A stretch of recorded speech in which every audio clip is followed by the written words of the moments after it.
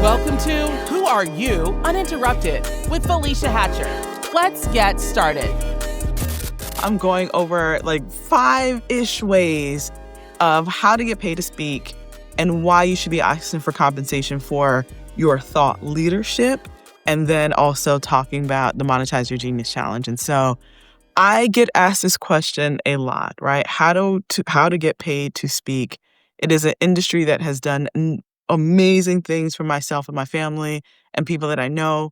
But it's always this thing of like people not fully understanding the value of being a communicator, and understanding that communication is within the top 2 levels of the 4 levels of value, right? And so, but I know the nitty gritty is like, how do you get paid to speak? Why you should be asking for compensation.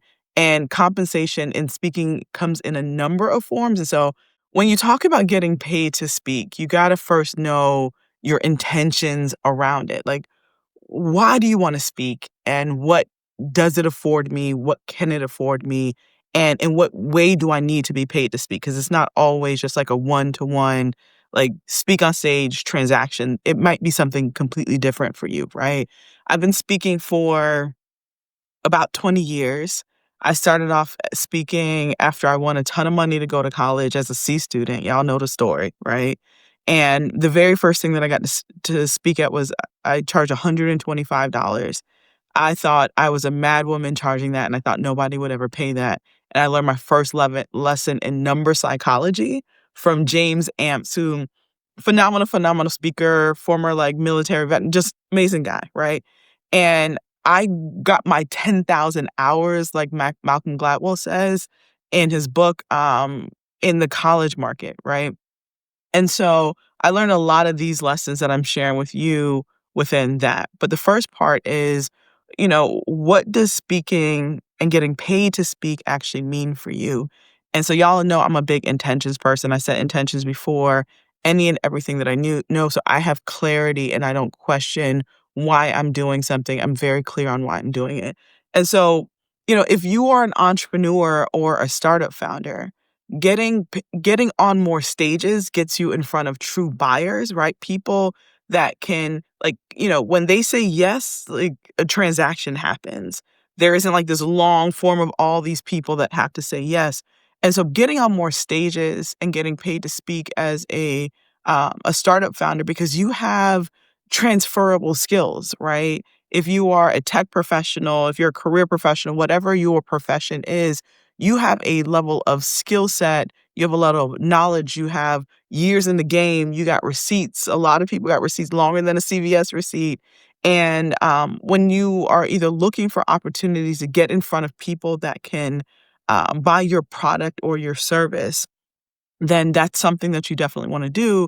But on the other end of that, as a startup founder, you can use speaker honorariums to raise money for your startup, right? I did that. I have friends that have done that. I have advised startup founders to do that. Like, you can, $10,000 can get you your next hire, right? $20,000 as a keynote can get you your next hire. $2,500 can do a little something too, right? And so also be thinking about that, right? Like, as a startup founder, you can use speaker honorariums to cover your salary in the sense of like, hey, I'm currently bootstrapping or I'm currently raising money, and the funding that we've come in can cover my staff, but I need to be able to keep the lights on too. You can use the speaking circuit in order to be able to do that. And I'd love to see more startup founders doing that, being a little bit more intentional and strategic, and ask for the compensation, right? I think oftentimes people think that it's just words that you're saying, and it's so much deeper than that, right? Any great idea is only a great idea in a vacuum if you cannot communicate those ideas. You think of, what is it? Steve Jobs, right? Apple has built some amazing companies, absolutely, not amazing companies, but amazing products. But if Steve Jobs can get on that stage every year, once a year or twice a year, in that black turtleneck and communicate to you, not like the nuts and the bolts of what they're building, but the value that it brings to you, then people wouldn't be lining up around the block like they used to in order to buy the product. And so he was using speaking, right, and getting on stages to communicate the value of the product, to storytell about the product in order for you to then line up. And what happened? We've seen that company go from a $1 trillion company to a $3 trillion company under Tim Cook's leadership. And like that becomes the value of that, right? So it's not just words, it's being able to communicate vision. It's being able to communicate a methodology. It's being able to communicate like a framework, a process. Sometimes it's being able to communicate trauma that has happened, how you overcome that trauma so that you can be more productive. Like there's so many different things in which you can do. Anyway, so that's thinking through startup founders, right? You can use the honorarium to raise money for your startup.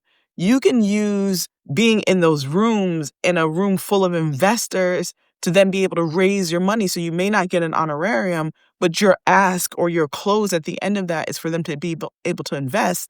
And if you don't get on that stage and have that undivided attention for 10 minutes, for 20 minutes, for 30 minutes of people that would not like are in the position to do business with you, but do not know that you exist, being able to have their undivided attention for that a set amount of time can like not only like far exceed a speaker honorarium for you, right? Like just be thinking about that. You can give yourself a salary to do that, right? And then you can also be able to bring in new users into your platform as a result of that. That is if you're a startup founder, right? And then what if you are like an author or coach or like a consultant? You can use speaking to sell more books and then also generate revenue into your business. And then more than anything, be able to build a brand, right? Like there's so many different implications. This is me stuttering on a Tuesdays, right?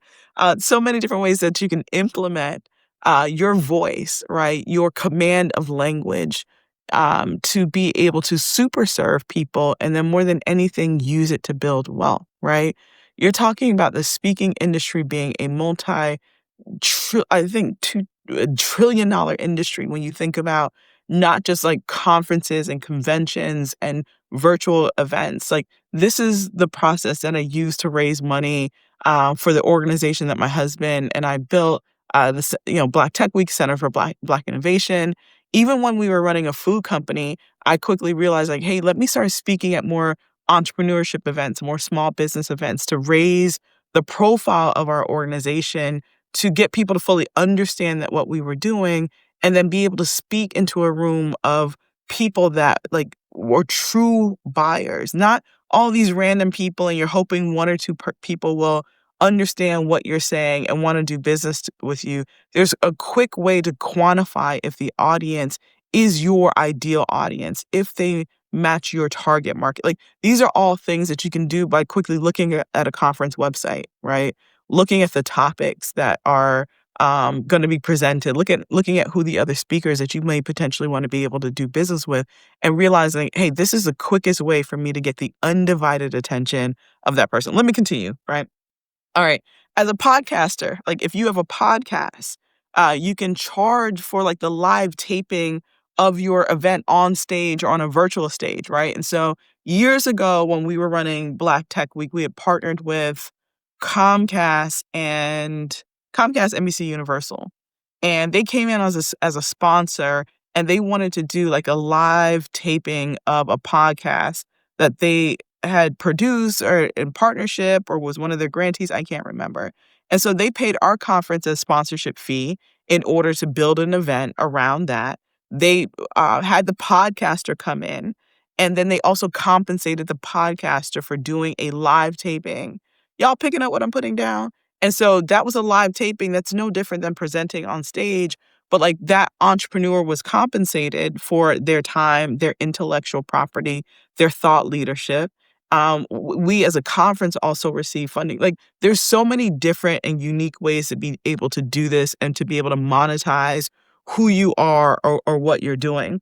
I think just a lot of people get called to share their message and they discount it. And as a result, the event organizers or the meeting planners discount it, right? Those that pay a little attention, and those that pay a lot of attention. And so if you want more respect in your industry as well, remember your pricing is a part of your brand. And so you have to be thinking about that as well. So if you are a nonprofit organizer, co-founder, executive director, whatever your position is, and you're constantly being called to get on stage just to evangelize for your brand, for your movement, you can use that and you should be using that as an opportunity to raise significant money for your cause and for your organization, right? Like significantly. That storytelling is in part entertainment, but it is the meat and potatoes of why an event exists. And when you realize that and you reframe that, you're not up there just sharing your words, but you're sharing a transformation. You are making the pathway much easier for someone, but then you're also fully ingraining and engulfing someone into how you do your thing, how you affect change within your community. And there's a way for you to be compensated for that as well. You should be asking for compensation. As an executive for a company, right? This is not entrepreneur related. Now, this is not nonprofit founder related. This is not startup related, but someone who actually works within a company. As an executive for a company or whatever your position is, um, internally or externally, this can become the ultimate power move from a branding standpoint, right? And then also being able to give yourself a raise within a company.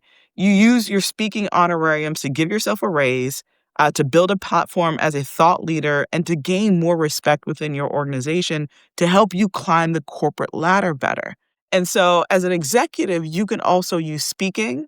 And then your speaking honorariums. Maybe you can only speak on the weekends, right? So, like, you are a Saturday, Sunday keynote speaker, or you are an evening keynote speaker, the time that you personally have as your own to be able to do what you want to do. Like, it is the most interesting, most luxurious side hustle that I think exists for anyone, right? Because there's so many things within that space that you can ask for. And so I'm going to get on that in just a minute, but let me go through these last two, right? If you are jumping ship from Cubicle Nation, right? Like you're leaving your company that you're working for and turning in the pink slip. If they still give out pink slips, I don't think they still give out pink slips. And you can package up your leadership.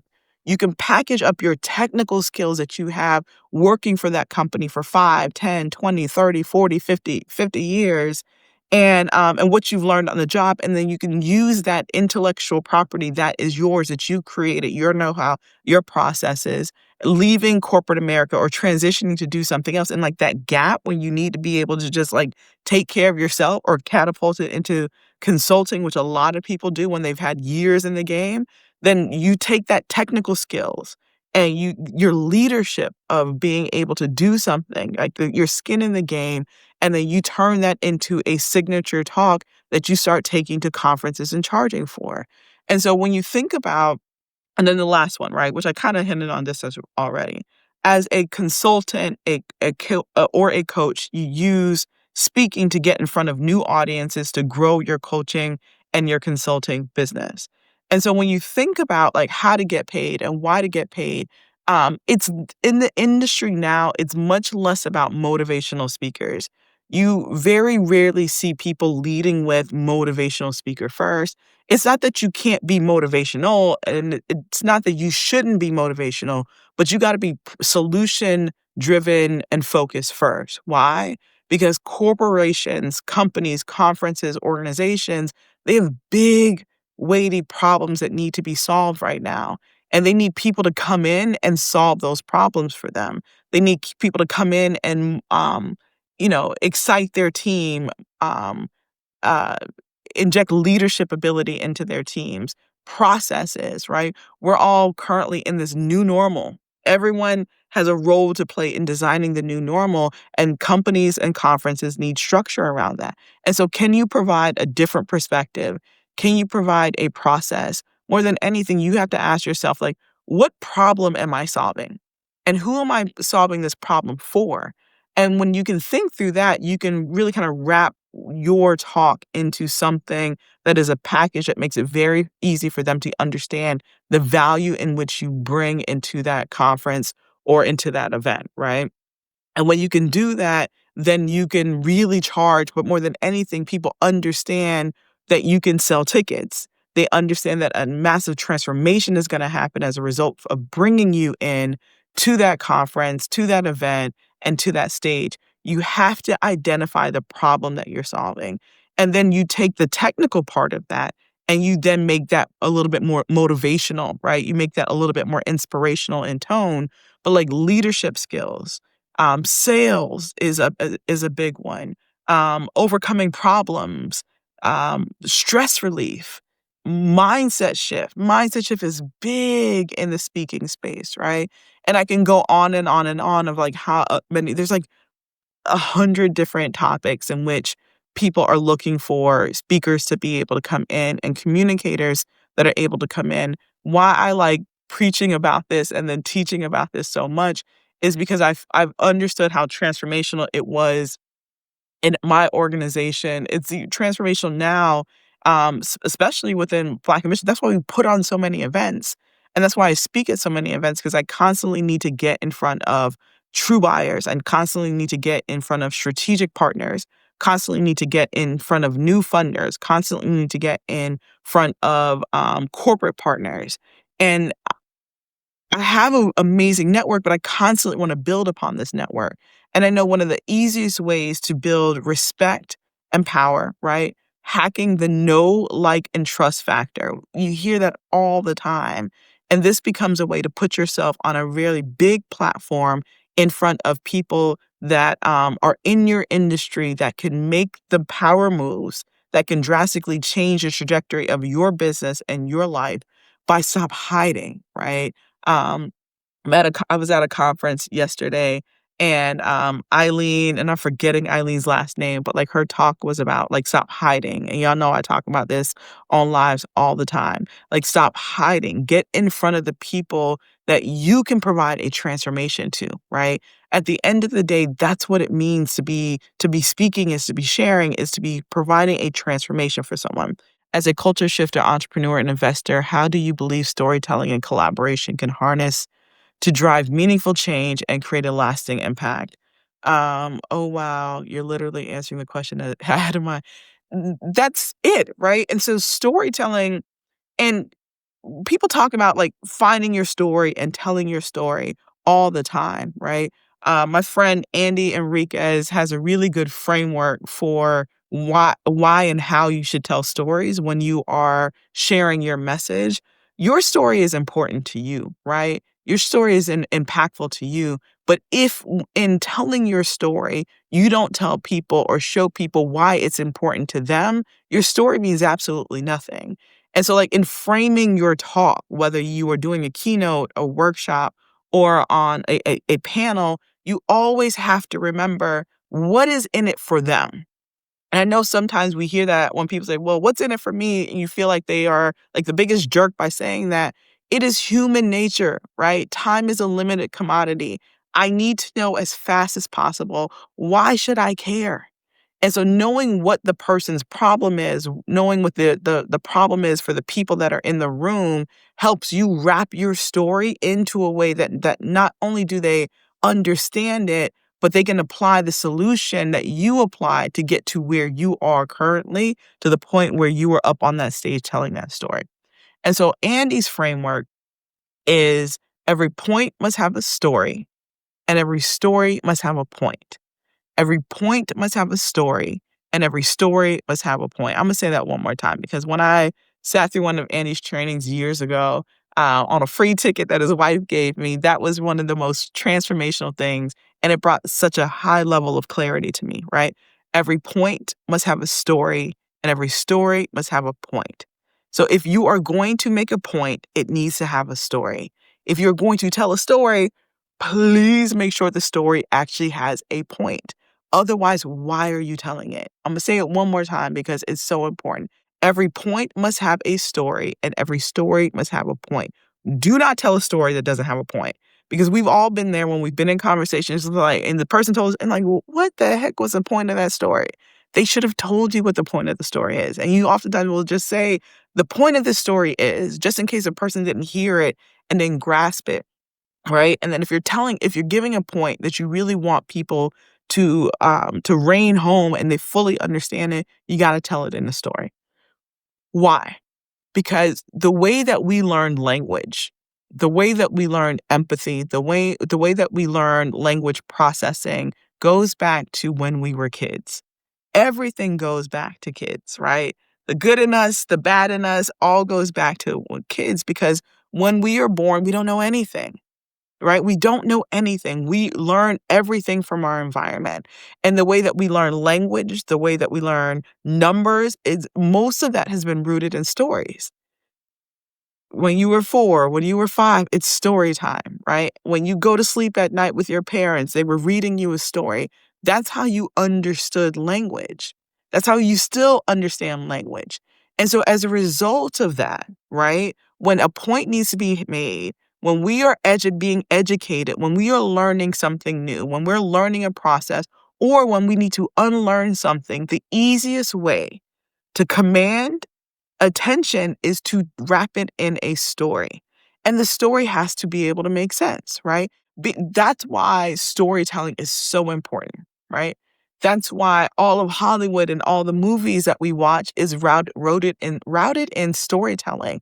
But most of those stories are actually rooted in Joseph Campbell's hero's journey. Go find that video. I did something on it quite a few weeks ago, and you'll get a better understanding of the power of stories and how it moves us to do things and not do things, right? That's why that's important. And so if you're going to be a keynote speaker, you got to tell stories. Most of what you do as a keynote speaker is telling stories.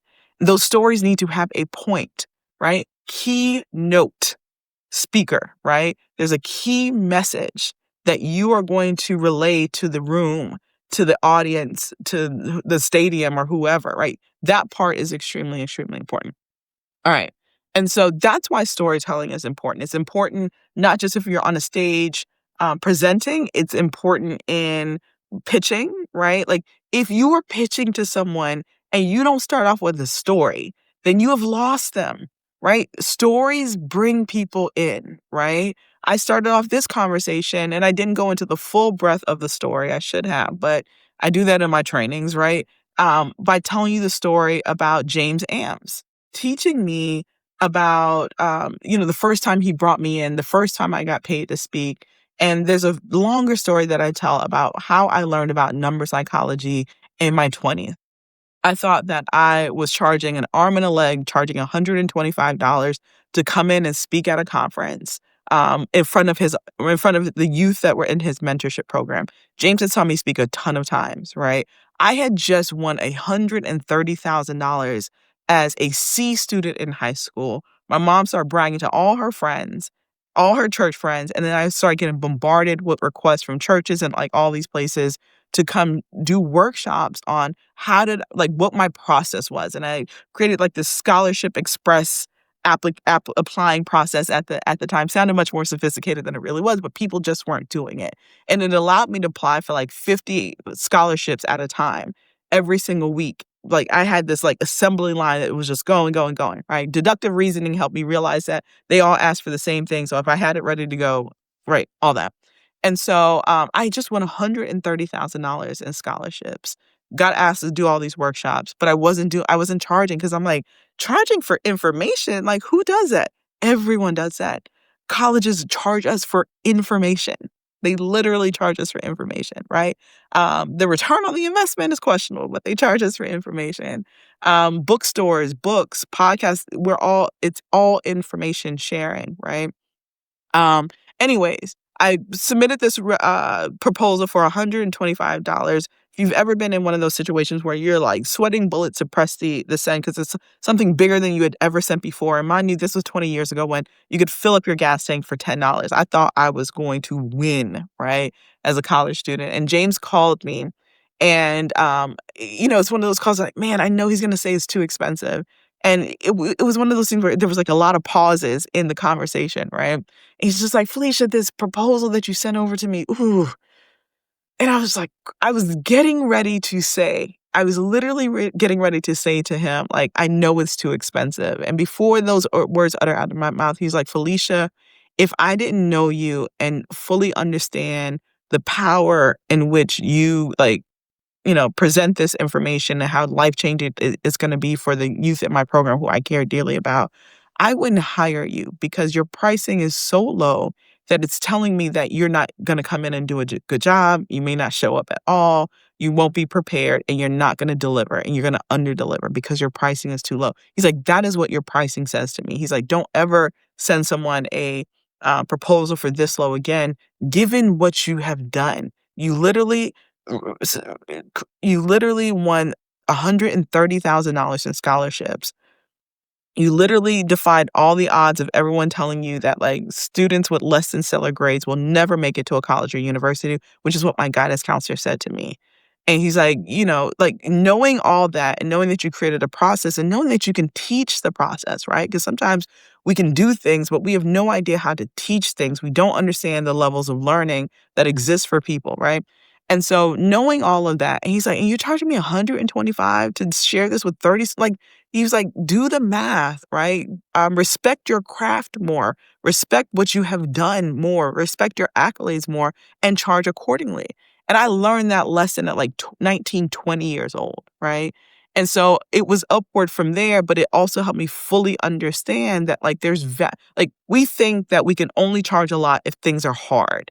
And so when people get on stages and they're sharing their words, but they're sharing your 4 to 8 to 12 years of college, that goes into that, right? You're sharing, all the lessons learned, all the headaches, all the no's that led to the yes, all the tough conversations that helped you like raise money, like all the processes that you created at the advertising agency that won these accolades. Like you know all of this stuff and you can save people money, but more than anything, you can save them time and frustration and stress and grind. And there is a way to quantify that, right? And more than anything, it's just respecting what you know more. And when you get on these stages and share it with people and you're commanding an audience, knowing that it should and can do something for you. And so deciding what you want that to do for you is really the power of that, right? I call it the designer bag principle. People see value in a name brand that does the same thing as the no name. People believe they get what they pay for. And Debbie is deeper than that, right? Because number psychology is real. The utility of things oftentimes is the exact same thing. What makes the difference between someone paying for a Birkin bag and a bag at Target, right? What makes the difference between the two things is the marketing and the value that is communicated as to where it should land in the marketplace and where it should land in your head and in your heart. That's branding 101, right? And so when you understand that, that becomes the difference between people idolizing a Birkin bag to the value is, $500,000 or however. I don't know how much a Birkin bag. I just know it's up there, right? And the difference between a Louis bag or Coach bag or like a bag that you just go get at like Target or Walmart. Yes, they all do the same thing. They got straps, they got zippers, they got compartments, and they hold stuff for you, right? But The Psychology of Influence is a phenomenal book that helps you better understand how companies persuade you and influence you to do different things, right? Scarcity, right? Not being accessible to any and everyone allows you to raise the value of who you are and be able to charge more, right? There's a scarcity part of that. There is a theory of reciprocity that's a part of that as well. Once you do something for someone, they're more than likely in that moment, it's human nature that they want to be able to return the favor. And then another really good book is Value-Based Fees by Alan Weiss, which is a book that I talked about last week in the Set Your Speaking Fees masterclass that I did. And so I created like maybe 12 avatars around this, right? And so, there's like the novice, there's like the person that's building the brand, and you got to figure out where you are in that, right? And so, there's a person that's fundraising. And so you have your goal, right? Your intention around why you're doing this. You have your audience, and then you have how you should be looking at compensation. I go through all 12 of the avatars in the challenge and then show people how to make the most and maximize their money in the speaking business by doing so. But I'll go through a few of these today. And so if you are a brand builder, right? Like you are in this mode where you need to build your brand and you want to get in front of like your ideal audience to build your personal brand. And then your audience matters quite a bit, right? You want to get in front of people that have influence and that have budgets. Oftentimes, and I say this because when you're talking about getting paid to speak, your audience matters a lot. And oftentimes people are just like, let me get on any stage possible. And then they don't get the return that they want because there's a misalignment with who you are, your message, and the problem that needs to be solved for the audience that's in the room. How do you understand the problem that needs to be solved for the audience? The easiest thing is looking at the title and the topic and the theme of the conference. It tells you everything. Why? Because the people that are in that room have already made a buying decision based off of their association with the conference, the association of the conference, of the organization itself, the theme, and then like also the topic. And so they're literally, if you go to Grant Cardone's 10X conference, the people in the audience are literally telling you, what do they want to do? They want to 10X their life, their business, whatever. Like they've literally told you. So now you know, like, hey, does my message resonate with people who want to 10X? Can I help people based off of what I like to speak on, do a quantum leap within their business? Can I help them understand how to do the quantum leap? Can I help them already understand that like they've already in the quantum leap, how to make another quantum, like I'm being a little facetious, but y'all get what I'm saying, right? If you are at my mentor, Myron, we're in the inner circle. So the next 3 days are the Make More Offers challenge that he's doing. That is the name of the event, Make More Offers. So everyone that has already signed up to be in the audience of that event, what do they want to do? Learn how to make more offers. They want to learn how to make better offers. They want to make strategic offers, like all of those things. And so you don't have to do this big mental jump. Does the audience that will buy my product or buy my service, like, do they need this in order to make more offers? Do they need this in order to make more sales? Do they need this in order to learn how to fundraise better? Clearly, they are missing something or looking for something as it relates to sales. Am I selling what they are buying? Am I selling what they are buying? And if the answer is yes, then that's a stage that you want to be on because it's your true audience. Too many people just speak to speak, and then there's a misalignment. They don't get the applause. They don't get the excitement. And more than anything, they cannot command the compensation that they're asking for if they are even asking, right? So rule number one is ask. When someone is asking you to speak and you know your intention is to use it to raise money, to fundraise, to build wealth, to replace your salary, whatever the intention is, if that is your intention, then you cannot say yes to free events. Stop saying yes to free events if that is not your intention, right? Like in order to get to new levels, you got to replace all the old level stuff. And then also you cannot get offended if someone's saying like, hey, can you come speak at this event for free? Like people are always and businesses are always going to operate in the best interest of themselves. There's nothing wrong. I mean, as long as they're not malicious, there's nothing wrong with that. It's self-preservation. It's actually responsible for them to always operate in the best interest of themselves. Where we fall short is we got to ask in the best interest of ourselves as well. And if we don't, we end up feeling some kind of way like this person, like, no, they don't know what your intention is. They don't know that like you've been speaking for free all over the place and now you need to stop speaking for free, right? Like, and so when they ask you to speak for free or come in, right? I see people do these posts about like people say getting exposure, like whatever people offer you is one thing. What you say yes to now becomes your personal responsibility. So if you keep saying yes to things that you do not want, you will continue to get things that you do not want, but you played an active role in continuing to say yes to the things that you do not want. Y'all following me on that? And so if you want to start being paid to speak, you have to only entertain things and always ask, right? Like, hey, can you do this event? What is it? Who's Lloyd, right? Hey, Lloyd, can you do this event, Lloyd? There's no compensation, right? Or they don't offer it in the initial email. Well, you say, yes, I'm interested in doing it. This is what it costs for me to commit to this. And that's it. They will either take it or leave it, but like move the emotion out of that. They will either take it or they will leave it. They will take it or they will leave it. And if you communicated the value that you hold in the marketplace, if they realize that you can sell tickets, if they will realize that you can get butts and seats, that you have a message that they will get from nobody else, If they don't have the budget in the moment, oftentimes they will go find the budget, right? That has a lot to do with your branding and your marketing more than anything. And so the first part of that is asking. Like, get in the habit of asking. Get in the habit of telling people what it costs to engage with you. There's nothing wrong with that. People don't get offended. There's actually much more respect as a part of that. Like, hey, I understand the value of my time.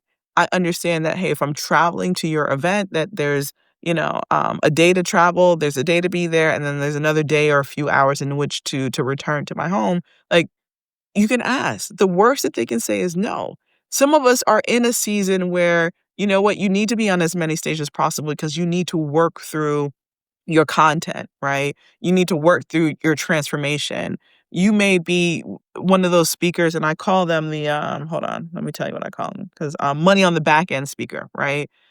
You want to be paid to speak, but your product base or what your intention is to sell as much of your product as possible. A lot of authors do this, right? Some do it not so well, some do it really, really well. But this relates to any product that you have. You may say, you know what? I don't want to speak at, I don't need an honorarium because I need the ability to be able to sell and close my talk with a direct sell to this audience. I know this is the perfect audience for my product or my service. I know this is the perfect audience of early adopters for my app or my technology. This is the perfect audience. It's full of ashy people and I'm selling shea butter, like whatever it is, right? And I will make my money on the back end. So what does that mean? You get up and you do a motivational talk, an inspirational talk. You talk about the why. When you are on stage for 20, 30 minutes, you don't really have the ability to sell the how. You sell the why. The how is all your stuff that you sell on the back end and how you make your money on the back end. You have enough time for a transformational mental change for most people, not the steps on how to do something. That's usually not the formula for that. You usually don't have the time. You cannot teach someone how to ride a bike in 30 minutes, but you can motivate them and excite them and really get them to make a mental shift about what's possible in 30 minutes. So you can help them get on the bike in 30 minutes. You can even give them the tools that they need and let them know that they're going to fall down quite a few times and give them all the tools that they need to be able to get back up on the bike. But if anyone has trained a young kid how to ride a bike, you're not training them in 30 minutes, right? You can help them understand, putting the training wheels off and when they get to a point of how to take the training wheels off and continue along. Like those are the things that you can do. I've gotten a little sidetracked, but I'm getting to the point where when we talk about compensation, you can do all that as like a money on the back end speaker, which is what I call that avatar. You can do all of that during that. You make your money on the back end of that, right? And so selling to that audience, 1,000 of your shea butters, 1,000 of your anti-aging creams, 1,000 downloads of your apps, 1,000 seats into your program. Y'all understand what I'm saying? And so if you made your money on the front end, you may not be able to sell anything from the stage. But you have a lot of speakers that make, if your speaking fee is $10,000, but the ability to sell directly to 1,000 people in the room and you close 500 of those people, right? Like that is the massive upswing of being a like money on the back end speaker. And so knowing that like that is one of the big ways that a lot of speakers make a lot of their money, they don't take the honorarium. They say like, I want to be able to directly sell for the last 10 minutes of my talk, right? Or the last 5 minutes of my talk. I want to be able to do an altar call and walk people to the back of the room and have them buy my product or sign up for my program, sign up for consulting, sign up for coaching. I've seen friends that like have $30,000 coaching programs or 30,000 consulting programs walk away from an event that would have paid them maybe $20,000 to speak, and they cleared that room with $300,000 because they're good at what they do, right? They're good at what they sell, and then they also quantify the audience to make sure like that's an audience that is prime and ripe, that has this problem and they have a solution. And if they can get in front of that audience for about 10 to 15 to 20 minutes, story tell and plant the why into them, plant some seeds that help make them be better decision makers and help them realize like that is a solution to their problem. Like $300,000 for 30 minutes of speaking and event, like That's dope, right? Imagine what you can do with that if you are fundraising for your startup. You don't have to then give equity away because you just raised $300,000. But then not only that, you now have a customer base that you can do your fulfillment onto. Like, it's such an interesting space that I don't think people fully understand the full value of it, especially startup founders, right? Especially people that are working in corporate America. I think we dismiss it oftentimes of just like being this ego thing or like, let me just share this information or let me preach to people. Like, no, it's a full on business strategy and it's a really lucrative and promising and fulfilling business strategy if you know how to do it the right way. All right, let me go through the other ones. And I talked about the fee speaker, right? And so if your goal is to be paid upfront, which is very fair go, not a problem. Then your audience, you then only say yes and seek events that will pay you. These are mostly keynotes, these are master classes, these are workshops. These are events also mostly industry events, right? You're looking at industry events, you're looking at associations, stakeholder meetings, annual meetings, corporate retreats, internal corporate events, and conferences, right? Your compensation, and for me as a speaker, my speaking business, this was my sweet spot for a really long time because you charge a high enough fee, and then oftentimes you're not able to direct sell, right? So that's different than the money on the back end speaker. Sometimes you get in a position or find an event where you're able to do both. You're getting compensated to speak, and then you also get to sell from the stage. It's becoming much more rare that places and conferences allow you to do both, but I've seen it happen, right? Where they'll pay your honorarium, but then they'll buy 200 copies of your book. Like, that's a double win. I've seen people kind of money on the back end where they say like, hey, instead of a speaking fee, right, buy 200 copies of my book, buy 500 copies of my book, buy 1,000 copies of the book. And they take their compensation from the margins of the book and it works really well for independent self-published speakers. That may not always work well for those that have publishing deals. I have 2 publishing deals, and I don't leverage those books at all because I only make 15%. So it's not financially advantageous for me. And then also my publisher doesn't pay me until 6 months after the sale. So that doesn't make sense for me. My books that are self-published, it makes a lot of sense for me to leverage those. Like, hey, buy 2,000 copies of the book and I will come and speak for free. Why? Because the book cost me maybe $4 to print. We sell those for $20, sell them for 30. I have a workbook that sells for 40. Like, that $36 per person margin. Like, y'all picking up the math there, right? And like, you get to determine that. And so, if you have a workbook that walks people through the transformation that you provide, right? I like Genius Jam, which is a workbook that helps people move from their zone of no return and low return to their zone of genius, to their zones of impact and zones of opportunity. And it's a workbook that companies buy, right? It's we self-publish it. And so I spoke for the Health Coach Institute last year, and we rebranded the front page to be like, have a special message from the Health Coach Institute. Like, you have all these really cool assets that are readily available to you to be able to like level up financially and take advantage of. And more than anything, have a really good impact in the speaking and information space, no matter where you are, no matter if you're working for corporate America, no matter if you're just currently building a brand, no matter if you are on your own and you're looking to just be able to kind of leverage certain things, or even if you're just trying to shore up your bank account because like we keep hearing about this looming recession. During the pandemic in the first year to 2 years, like there was a small dip in the speaking space, right? There was a small dip for a few months. Conferences were being canceled left and right. But then what interestingly started to happen, then like there started to be a higher level of value on virtual speaking. And so people were starting, like speakers were starting to get their full fee again for like sitting in their room on a Zoom camera and being able to deliver the same transformation. Some speakers, like career speakers, they didn't perform that well virtually. They need to have like the interact and engagement with like a crowd and an audience. Others was just like, man, I can bang out 2 or 3 $25,000 keynotes in an afternoon in my hotel room, in my home, in my studio that I built. Like, it was such a fascinating thing that has happened. And I think now we've all kind of gone back to in-person events. All right. And so that was fee speaker. That was money on the back end speaker. And then let's talk, and product maven is kind of the same thing, right? And so I want to sell more of my product or service. Your audience then you can be using speaking to get in front of more high quality customers and clients. I call them true buyers. Get yourself in front of more rooms of true buyers. Stop wasting time with people that only have the authority to say no and absolutely no authority to say yes. Stop it. Stop it. Stop it today.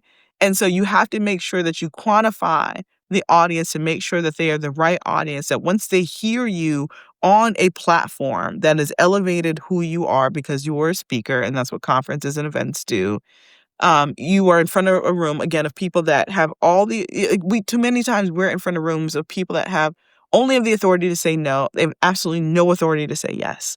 Stop speaking in those rooms. Stop speaking at those events. It is wasting the audience's time. But then more than anything, it is wasting your time. And we quickly get discouraged and disenchanted about the products and services that we're building with our companies when we constantly are pitching people that are not aligned and are not our true buyers, right? All right. And so you can ask for a fee here, but usually the upside is on the sales from the audience, right? Like you can charge a fee, let's say 2,500, but selling directly to the audience has the potential for 30,000 in sales for people signing up for your program, downloading your app, purchasing your product and your program, right? And then the last one who I kind of talked about a little bit before is like the fundraiser. Like I want to get on the radar of investors for my business and or raise money for my organization or nonprofit or cause, right? And so the audience for this definitely matters, right? Would you go speak at like the grandma's knitting convention? No, you wouldn't, right? Not saying that somebody's grandma can't invest or angel invest, but that's not what I'm saying here. You want to make sure that you're very deliberate in seeking events that only are money people events, right? This might be whatever VC conference. This is probably South by Southwest, although South by Southwest doesn't pay the speakers, but the upswing is like the curated room is oftentimes phenomenal. And I spent years using like fundraising at South by Southwest. Maybe it's Aspen Ideas Summit. Maybe it's Clinton Global Initiative. Like these are some of those rooms that are like power broker room, right? Maybe it's Davos. Like y'all understand what I'm saying. And so find the conferences with the people that and be very deliberate. Money rooms, right? These are investors, these are donors, these are social impact investors, these are head of philanthropic initiatives, these are head of funds, these are head of family offices. Your goal is to close your talk at these events with a very direct ask. Here's how you can help. We need you to help us solve this problem by doing X, Y, and Z. We are looking to raise blah, blah, blah in order to be able to achieve X, Y, and Z. Is how you close your talk and have a dollar amount in mind that you are trying to raise. Do not get on these stages and get in these rooms with this very ambiguous, like when people, how much money do you need? I need 500,000. How much money do you need? We need $5 million. Like be very direct and intentional because it shows that you know what you're doing. And that's a way that you become compensated as a speaker. Your goal is speaking on stages to raise money for your organization, raise money for your company. And so it's Sasha Space. Can you please share the names of the books that you recommended? So the book, The Psychology of Influence by Robert Cialdini, phenomenal book. All his books are good, but that is like my all-time, that's one of my top 5 books that I recommend to anyone. The Psychology of Influence. At some point, I'll do a live. I feel like I did one like last year before. But the Psychology of Influence is going to snatch your edges and snatch you up in ways that I can't even begin to tell you. And one, because it's a relatively quick read. And then if you're an audiobook person, go get the audiobook. I really just get it. Just get it, right? I think it goes through like 5 or 8 different ways that we are influenced to be able to make oftentimes buying decisions, but kind of any decision at all. You want to know all 5. Why I say it's going to snatch your edges, because at first you're going to be a little pissed off, like, man, I can't believe I fell for this. Or I can't believe I fell for that. Like when you hear about like the scarcity tactic that companies use in order to make you buy things, right? BOGO deals, FOMO. We all know what FOMO is, a fear of missing out. And companies use this all the time in order to make us buy products. when you realize what is happening to you, it makes you a better consumer that's much more aware to these tactics. And then the other part of that is it then helps you, and then neuro-linguistic processing, which is something like I've started studying over the past few years because I just love the command of language, right? And so that within itself is going to teach you how to, one, be a better communicator, and then more than anything, how to sell more, right? Like if you have something of value that you are selling, that you have created, and you do not know how to sell it, and you are afraid to sell it, and you are hiding, you are doing a bigger disservice to the people that you intended to help. And that is also why I want people to get more on more stages, especially diverse people to get on more stages, because you have a solution to someone's problem. But if you realize that you have a solution to someone's problem and you are not letting people know that you have a solution to the problem, you are hurting on deeper levels more than you were actually helping because you have the solution to a problem, right? And so, not to like do a drastic like example of this, but if you have the solution to cancer, you've been in the lab, you've created, you have the solution, it's done, right? If someone immediately like takes this shot, takes this injection or this therapeutic process with you, they will never have cancer, right? Or their cancer will be cured. And you are too afraid to share this message with the masses. What are you doing? You are hurting more than you are helping because you have the solution to problems that millions of people have had in multiple different forms in which it comes in, and you were too afraid to communicate what you have. That's a problem. That's a massive problem, right? And so, and hey, you may not have the solution to cancer, but you may have the solution to childhood obesity. You may have the solution to a healthy marriage. You may have the solution to help someone sell more of the product that they have that is intended to help people. And so realize the massive responsibility that you have when you do not get on stage, when you do not share, when you are hiding. You hiding is costing not only you financially, but it's costing every single person that cannot have their breakthrough until you show up and communicate that you have the solution to their problem. And stop feeling like sales is sleazy. It's not. It's I have a solution to your problem. It's an energy exchange. And so as a result of that, there's a transfer financially, right? Or transactionally needs to happen because people value the things that they pay for. Same thing as a speaker, right? Get accustomed to asking for some sort of compensation, and then you level up from there because it helps people understand that you have something of value. They respect you more, right? The relationship is cultivated completely differently because there's a transaction, there's an energy transaction that has happened, right? And so that was psychology of influence. And then what are some pointers to getting yourself out there as a speaker? I went through quite a few, right? And so, some of it is finding really cool speaking opportunities that you put in like the marketing bucket, right? Like by speaking at this event, it's going to put me in front of other people that are decision makers within this industry. I have a student that was in one of my programs, and she speaks on mindset and change and things like that. And like you need to be in front of as many HR professionals as possible. And those HR conferences, you might just need to like fly yourself there if they get you on the stage because you're going to speak to 300 people that are HR professionals of major corporations all across the United States or all across the world. Wouldn't you want to be in that room? Wouldn't you want them to see you do your thing so that they realize like, hey, let me bring this person into my company and do their thing and work their magic because we have retention problems within our corporation. We have a massive attrition problem. And so you always want to look for a few events. Like even though I'm a paid speaker and I'm a speaking and training business, there's still about 10 events a year that I'm like, hey, I'm going to speak at those events because it's going to put me in front of rooms of people that once they hear me, they'll bring me into their company to speak, right? Or they'll, hire our training company to come in and like do the training. And then the other part, right, when you're setting intentions, I have two.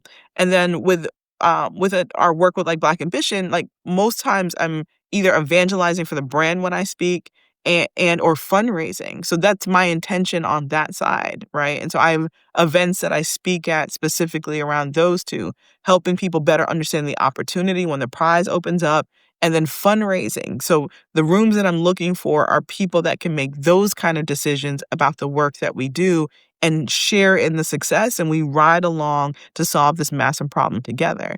And then on the training side of what I do around Genius Jam, right? You taking your core solution to a problem, you package that up with a methodology or a framework, and it now becomes something that you can sell. And the beautiful part about technology now is that you can deliver the talk once, you can put that into a course platform. And if they don't want to bring you in physically, or they don't need to bring you in physically, or you don't physically need to be there, then they can buy seats into that training so anyone can take it at any time. And that's the power of monetizing evergreen content. Like, you have so many different options that exist around that. And so that's one, right? I go through specifically like how to find high quality leads within the Monetize Your Genius Challenge. So sign up for the challenge. But there's that, right? So finding, a few key industry or association events with specific to your industry that true buyers in your industry exist in that audience, and offer to speak without compensation, right? You can be on the back end speaker if you want to. If you need to get your name out there, if you have not built a brand, that is the quickest way to building a brand. Quickest way to building a brand is getting in front of industry people that now you are on a platform. Now they respect you greater than just being a random person in the room, because now you are on the stage. Your name is being promoted, your face is being promoted, your brand is being promoted by all the conference material. It's the easiest way to quickly, quickly, quickly build your brand, right? The other thing that you can do is, you can hire a VA to, like, scrape the internet for you and find speaking opportunities for you as well, right? It takes a little bit more legwork. You can do it yourself. I think it's, when you think about opportunity cost, it's easier to have a VA do it, right? And then you focus on like sending your pitches out and things like that. You can look at some of the speakers that you love. And oftentimes on their websites, they have their calendars on there of these are the events that I speak at. And so if you speak on a similar topic to, say, like a Mel Robbins, right? You speak on or Eric Thomas, and they're publicly showing you like these are all the conferences that I speak at. I remember Jonathan Sprinkles way back. This is way back in the day when I was speaking in the college market, like 10, 15 years ago. Like, he would post his entire calendar on his website. I'm like, oh my God, like this is amazing gift. Why? Because oftentimes if you're booked as a keynote for a conference, it's very rare that they bring you back the next year, right? At least not for the same topic, but you now know what success leaves clues. And so if they book Jonathan Sprinkles, right, phenomenal, phenomenal person, speaker, if they book Jonathan Sprinkles and I don't know what he speaks on, but say he speaks on leadership, right? Then like, okay, they'll probably bring someone like Jonathan back the next year. They may not bring Jonathan back the next year. Maybe they'll bring him back 2 years later, right? When they love him and you do a good job. And so now you can pitch to that same, he has literally told you that this conference is interested in this type of topic and this type of speaker. Success leaves clues. And now you can pitch to that conference, right? And say like, hey, I saw you had Jonathan Sprinkles last year. I speak on a very similar topic, but like these, or I speak in that exact same area of leadership, but these are some topics that I think would be very interesting to your audience.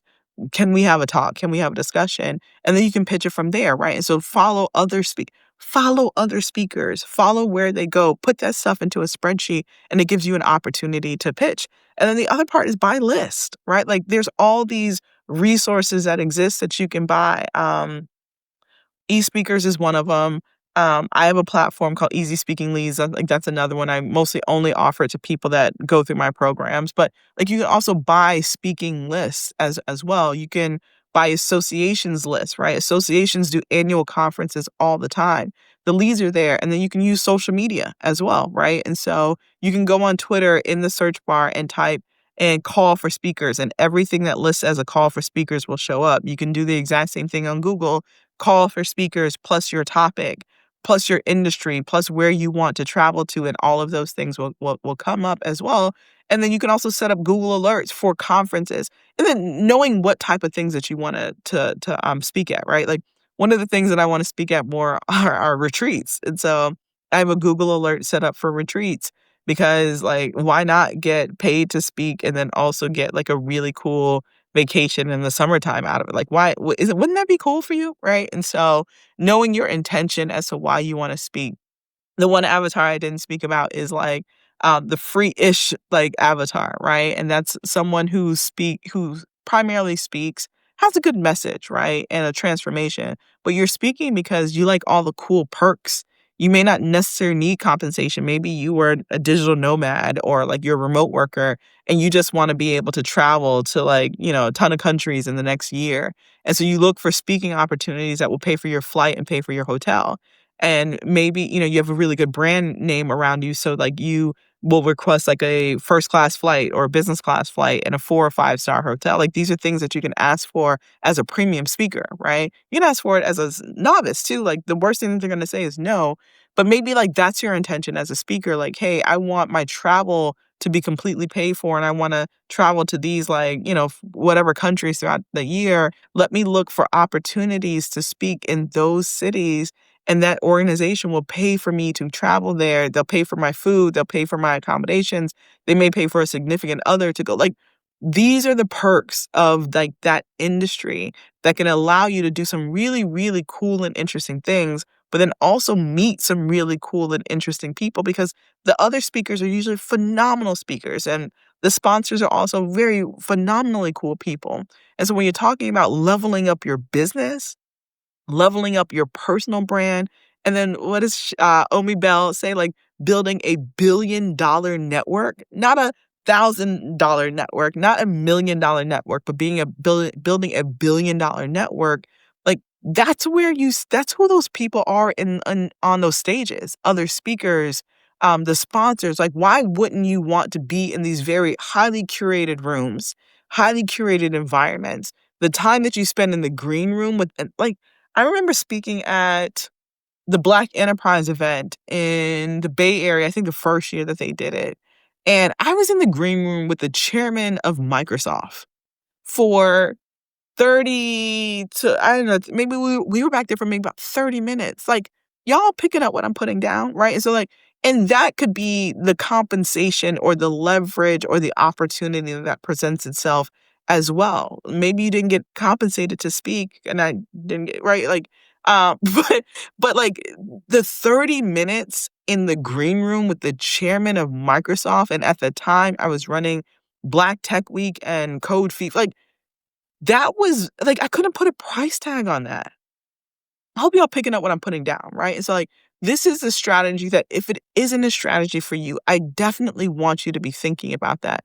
I spoke at another conference where, there was like this head of this foundation that I really wanted to partner with the work that we were doing. Could not get this person on the phone, never responded to emails. And like I got asked to speak at this conference in Fargo, North Dakota, y'all. Fargo, North Dakota, probably one of the most enchanting cities I've ever been to, like hands down, right?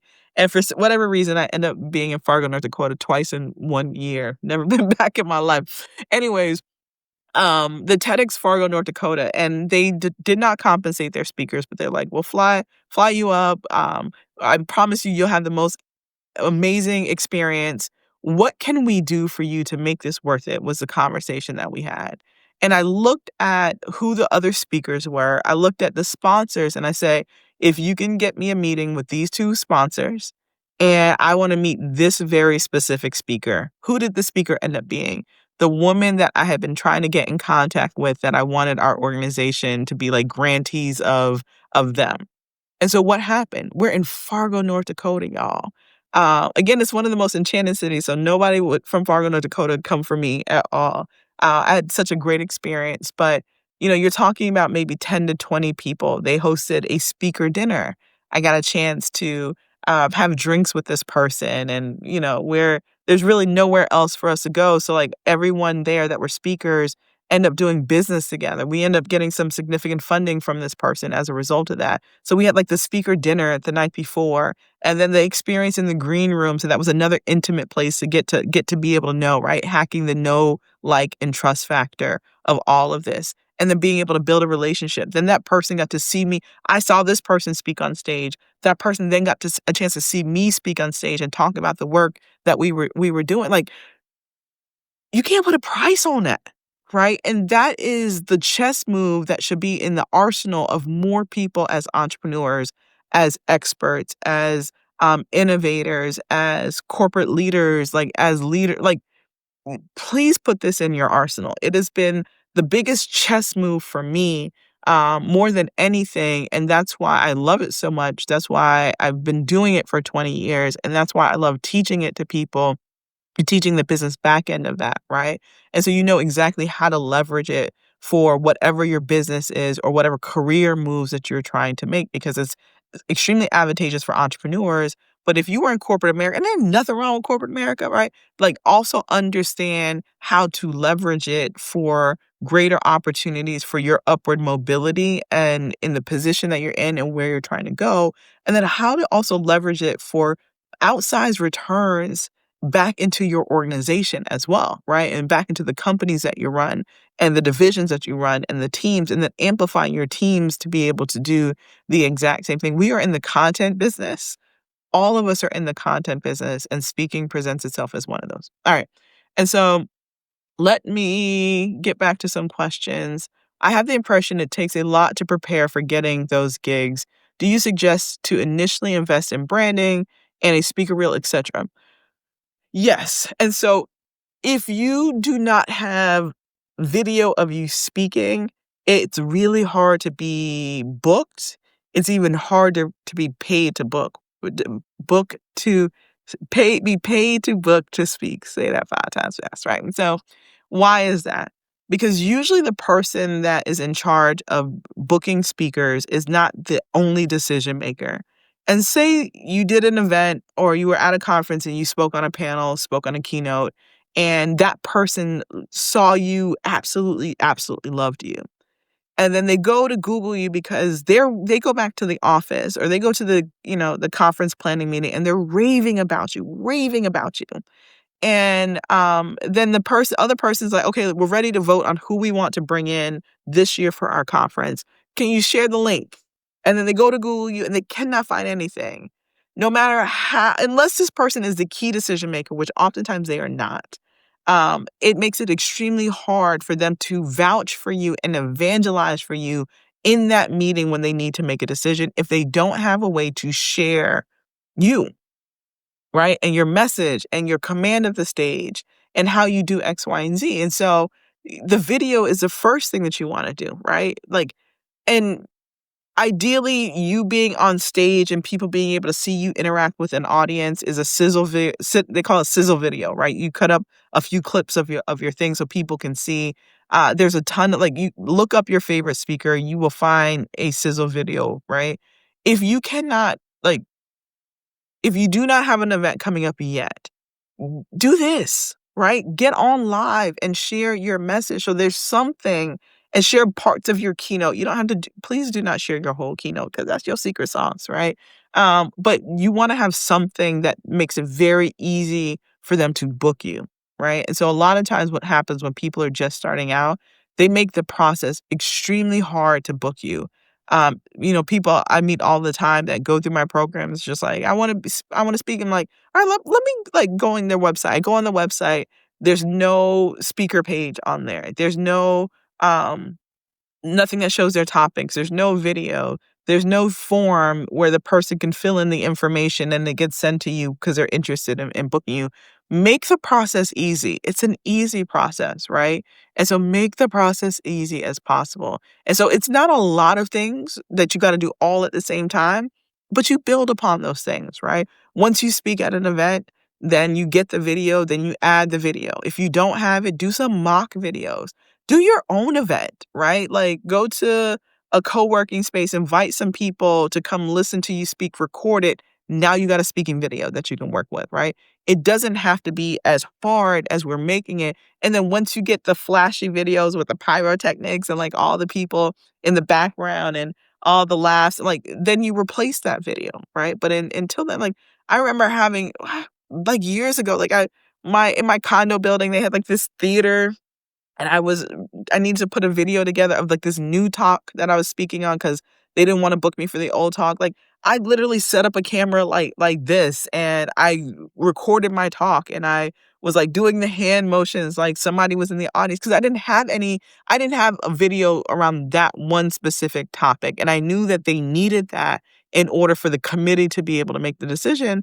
It's not cheating. Like you literally are showing what you can do.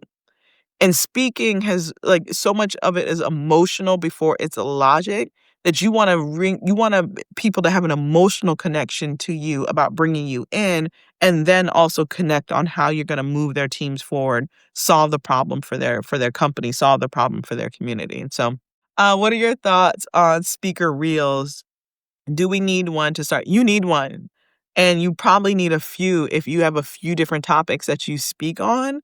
Um, you probably need a few. You don't need a ton, but maybe if you speak on 3 different topics, you want a speaker reel or a sample of your talk on each one of the things that you speak on. You wanna build a body of work, right? You wanna build a body of work. You want people to, like, fall in love with like, that's how you build the know, like, and trust factor of building, like, a personal brand that you leverage for speaking opportunities, that you leverage for consulting opportunities, that you leverage to grow your startup, right? If you were in the jewelry business, what jewelry conferences are you speaking about? Maybe you have a very specific innovation within that space that you can help move them along. Maybe it's a very antiquated industry. Like you should be the go-to person that they think about for every jewelry conference. And then you use that to raise money for your jewelry business because you can take your speaking fees and then like put that into your startup or put that into buying more product or putting it into your next hire. Like there's so many different ways that you need to be thinking about this, but knowing that there's at least 5, if not more, different ways that you can be compensated. And then on the other end of that, say you decide to do an event that there isn't compensation, right? They just do not have the budget. But you say, you know what, I need to be in front of this audience or I want to be in front of this audience. Maybe I want to pour into them. Well, what are some of the other things that you can ask for?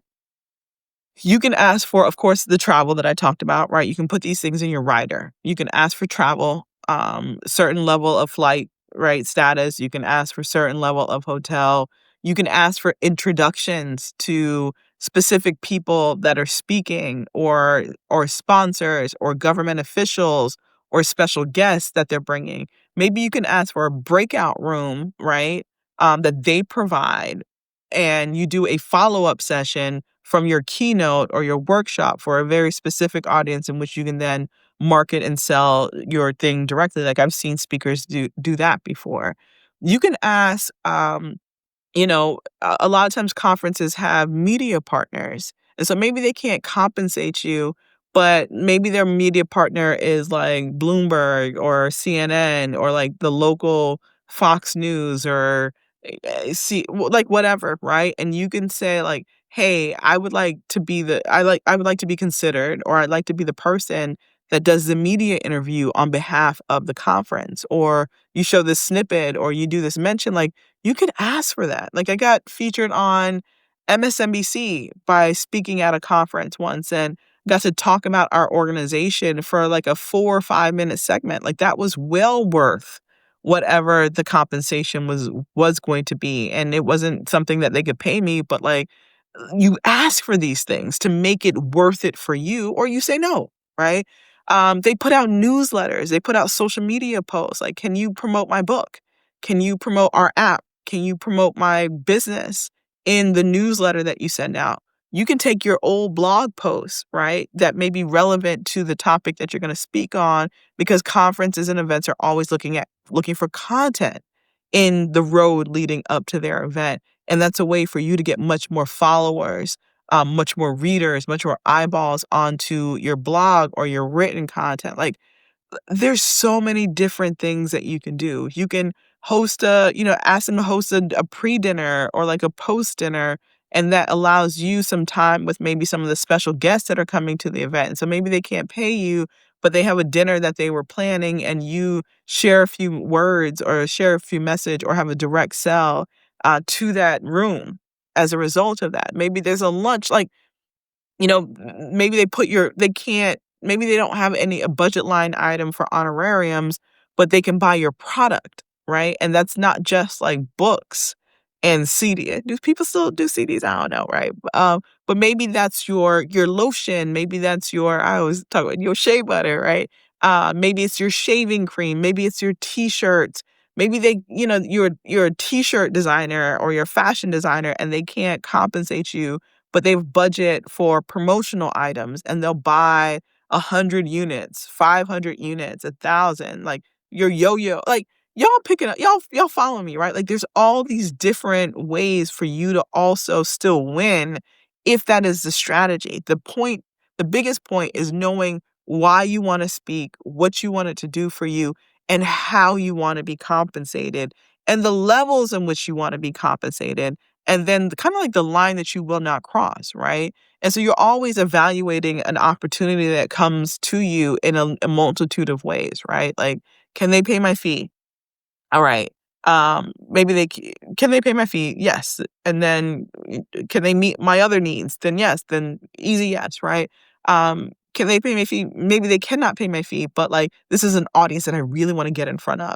And so like let me say yes to this, but then these are the things that I want. I want, social promotion. I want to buy like 500 units of my product, and then I'll come and I'll present in front of this room. Like, is there someone very specific the um on the program that I want a meeting with, and I know when I close that meeting, it's going to turn into a few $1,000,000 within my organization or company, and so I'll say yes because of this. And so you can put those parameters in place. I go through that in the third day of the challenge, the last day of the challenge, of how you make things advantageous to you based upon, right, and moving forward and enhancing like the financial goals of where you're trying to go with your business or your career. So all right. And so y'all understand why I one now host the challenge, right? And now doing it almost once a month now, in the evenings once a month.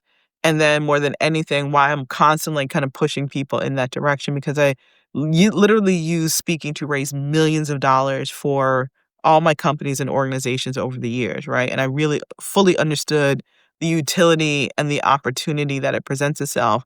And then more than anything, also have a key message that has key points that provide a transformation for people in which to be able to do something and give them to something, and then having a clear ask in return, right? And so if anything that you don't like, if anything that you work on over this summer, over the years to come, is commanding language and becoming a much better communicator, like a much better communicator. Remember, being a communicator puts you at the two highest levels of value.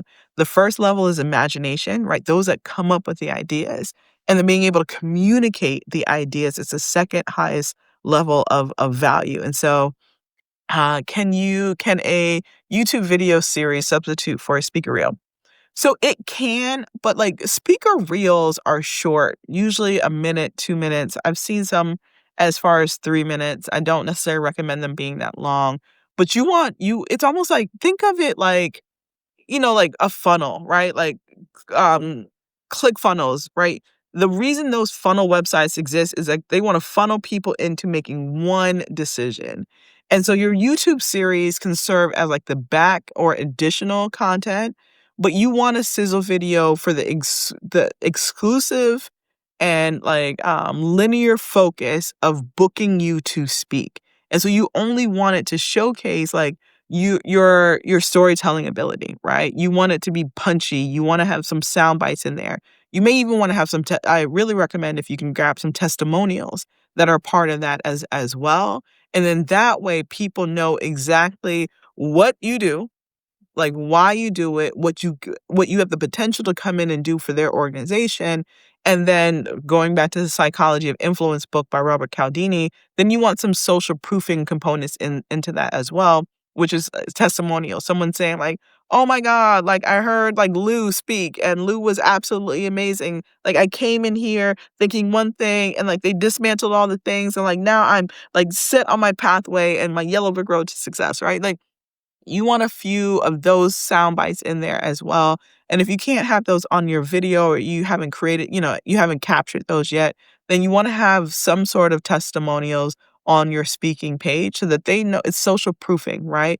When someone else does it, then I'm more than likely to do it as well. The example that Robert Cialdini gives in his book or in his blog is you ever like pass by a restaurant or a cafe or something like on your way from home to work like a million times and you may have seen it, but you never wanted to stop in there. And then one day you pass by and there's a line wrapped around the building.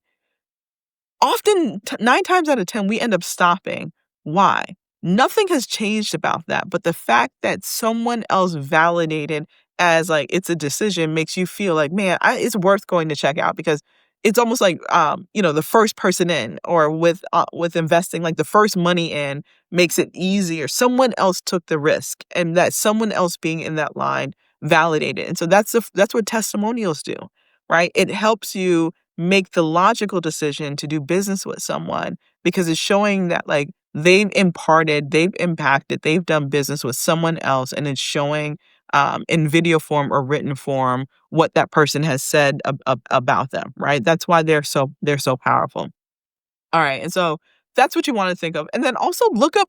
The best thing to do is look up other people speaking reels, and I'm gonna give you something that I talk about in my challenge, but go to Fiverr. Like, Fiverr is, like it's worth its weight in gold, right? Nothing on there is $5 anymore, but, like, you can find some really good, editors on Fiverr in the early stages, right? I think once you get up in your career, you want something very, very polished. You're gonna wanna hire, like, a local editor that you can sit down and really kinda go through your content that can do some really special things with it, but Fiverr will go a long way for you. The easiest way to get paid for public speaking is to literally just start charging for it and get in the mode of saying, this is what it costs in order for me to come and deliver my message on your stage. Find a dollar amount that is comfortable with you. I think a really good starting point for most people, and again, this is about knowing whatever your experience, what your experience is $1,000.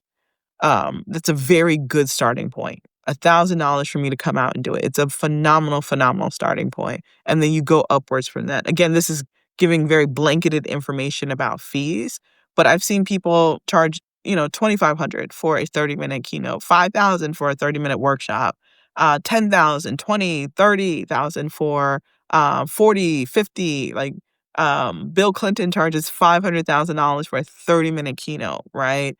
Um, I think, what's his name? Les Brown is at 100 to 150,000. Like, I have seen all the fees under the sun, right? I've grown my fee significantly as well over the years because I know what I can produce and I know what I can do, right? And when you have clarity on that, then you get a better level of comfort charging for the transformation. But then also when you go from that being a side hustle to turning it into a business, then you also realize that there are costs associated with it. It is not just getting on stage and saying words. It's the most irresponsible way to honor this craft and honor this transformation. When your teacher gets in front of you and when you were elementary, middle, and high school, they were being compensated to disseminate information, to synthesize information and share it with you so that you can go on and then do great things. They are in a form of this industry as well. When a lawyer takes all their legal know-how and they deliver a message, like they are operating in the two highest levels of value, right? Like they're communicators. They're taking information and they're communicating it. You are taking information. What did I say? Information. Taking information. That means I've been on this Zoom, this live for far too long. I'm stumbling over words. And so when you can synthesize information, when you understand the 4 levels of learning of how people receive information, but then more than anything, how they go from information to action, then you are a badass communicator that can command absolute top dollar. And so learning how to communicate, learning how to put that into a process, because companies and conferences buy processes, they buy frameworks, they buy steps. They want to know how to get from X, Y, from A to B to Z. Like when you learn that, and then look at other speakers, right? Go on bureau websites and see what people in the same industry and space and same speaking topic speak on, and what they charge and what their range is. And then again, success leaves clues. So follow others. Y'all follow me. I'm a speaker. I've been doing it for years, right? And then from time to time, I teach it in the form of a challenge or getting on live to be able to answer some questions. And so you went through some Googling examples of finding conferences, but when starting out, how do you know it's the right conference with the right audience? And so so go back and watch the maybe 20, 30 minutes into this video. I go through that, right? And so the main you have to do target market, like, clarity work yourself of knowing who your actual target market is. And then once you know that, you know their behaviors, you can, you kind of have a good understanding of who their audience, what their pain points. The biggest thing is their pain points, right? And the problems that they currently have that they're looking for solutions, and you become that solution. And so the theme of the conference, the topic of the conference, the organization or the company that's putting on the conference, all give you the clues that you need to make a decision on if that's a conference that you should be speaking at or not. And then once you realize and read, and that's the easiest thing that you can do, right? Read the topic. Okay, who's putting on the conference? Is that an audience that I want to be in front of? What's the topic? What's the theme of the conference, right? Because you can have an organization that does, like, you can have a Girl Scouts does conferences, right? And they may have conferences for their senior leaders. They may have conferences for the girls, right? So they are doing conferences across the board, new chapter leaders conferences, right? And so the organization might be the right one, but the conference that they're doing at a specific time of the year may not align with who your audience is, right? Like, I don't speak at youth events primarily as far as my training business, because my training does not necessarily make sense or land well in the process that we created for kids. Can I speak to kids? Absolutely. I did it for a long time. I got 2 of them, right? But my program that I train corporations are for a very specific audience at a very specific point in their life, right? And so knowing that, 9 times out of 10, I won't say yes to a youth event because that's not the core audience. But, like, if my heart is called to it, I'll say yes to a youth event all day long. If my daughter wants me to come speak at something at her school or one of our organizations, but I'm not delivering, like, my keynote at that event because, right? And so know that, right? And understand that. And that helps you better decide. Like, and then your message has to align with the problem, because if not, their problem is so big, right? The problem is so big that they won't hear and receive and take action on anything that you do if you do not align your solution to their problem.